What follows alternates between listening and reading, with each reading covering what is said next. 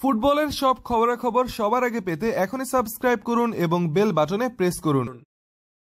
UEFA champions লিগে গতরাতে German চ্যাম্পিয়নদের তাদেরই মাঠে উড়িয়ে শেষ ৮-এর টিকিট নিশ্চিত করেছে ইংলিশ ক্লাব লিভারপুল। শেষ ১৬র ফিরতি পর্বে ৩-১ গোলে জিতেছে ক্লপের শীর্ষরা। ইংলিশ দলটির হয়ে জোড়া গোল করেছেন সাদিও মানে, অন্য একটি গোল ভার্জিল ফন ডাইকের। এনফিল্ডে প্রথম লেগে দুই দলের ম্যাচটি গোলশূন্য ড্র হয়েছিল।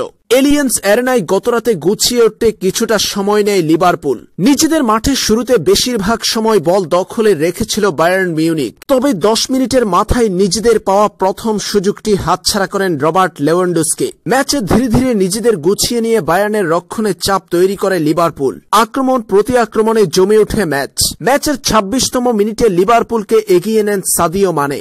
ম্যানুয়েল নুয়ারকে বোকা বানিয়ে বল জালে পাঠান এই ফরওয়ার্ড। এরপর ৩৯তম মিনিটে সৌভাগ্যের গোলে সমতায় ফিরে বায়ার্ন মিউনিক। বায়ার্নের সমতাসূচক গোলটি এসেছে লিভারপুলের আত্মঘাতী গোল থেকে। নিজেদের জালে বল পাঠিয়ে দেন মাতিব।